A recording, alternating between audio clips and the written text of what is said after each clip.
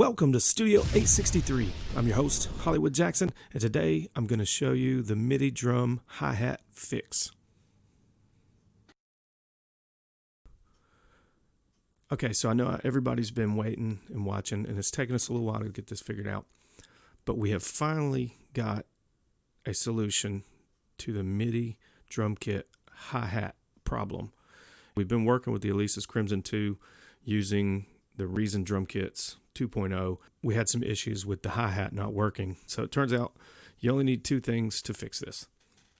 You're going to need the key map from the software that you're using, and you're going to need the key map from your device, whether that's Roland or Alesis. You can probably go to their page and download the PDF files with all the instructions in it. And that key map should be inside those instructions. So what we discovered on the Alesis kit is the problem that you're having with the hi-hat not working. Turns out that that's going to be in the drum brain settings. There are only 3 settings in the drum brain for the hi-hat. None of those 3 settings are for the hi-hat closed position. I saw somewhere on a forum that said you needed a MIDI reader. You don't need a MIDI reader. If you can't find what channel that's coming back on and you don't have your key map, just simply hit record on your recording software and play on that pad and go back through your sequencer and find out what number pad it's coming back on. Basically what we were looking for was hi-hat open, hi-hat closed, and we finally figured a workaround for that, and I'm going to show you that. This is all new to me, and so this is way above my pay grade, and having to go through and take the map from these notes is just way too time consuming. But I wanted to show you how to do it. Okay, so there we are.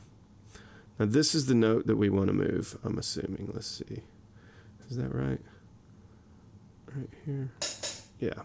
Okay, so that's the note you want to move.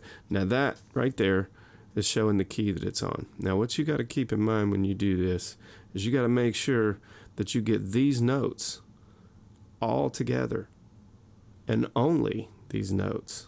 And that's the hard part sometimes, because it has a tendency to want to grab other notes because they're so close to each other.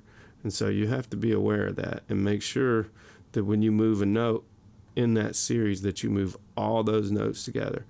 And so where this note's going to end up is down here on key number 9. Now I don't even know why it's coming back on 9. The Alesis key map says number 8. But when we moved this, it did not work on key number 8. When we switched it to key number 9, it works. So this actually does work on Val's kit now. All right, so what you do is now that you've got all these notes highlighted, you want to move it to where you want it to go. So we're going to drag that note all the way down here to key number 9. Now that we've moved these, that root note has to stay the same. And so it looks like I was successful when I grabbed it that time. So I was able to grab all of those, including the root note, and move them all at once. Now let's see if it works. So there's your hi-hat. It's been moved. And so we've actually moved the note. So now when you go back to your Alesis kit, your hi-hat will work, but it'll only work on this one kit. And that's the problem that we have. We have multiple kits in the RDK 2.0 setup. That's the reason we bought the Reason drum kits 2.0, was to use it with a MIDI kit. And at this point, with the Alesis kit, we would have to go through every single kit that we would like to use and rekey the hi-hat to key number 9. Now, until Alesis solves this problem, their kit is pretty much useless as a MIDI kit in the studio. So there you have it. That is how you change the note within the Reason software.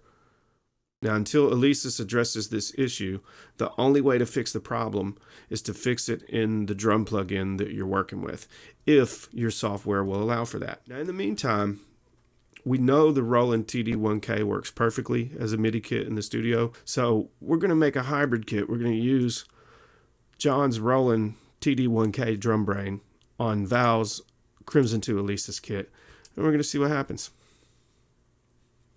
So, little grasshoppers, not all hope is lost. If you've purchased the Alesis Crimson 2, hang on to it, and we may find a solution yet. So I hope I was able to help you guys out. I'm Hollywood Jackson for Studio 863. Thanks for watching.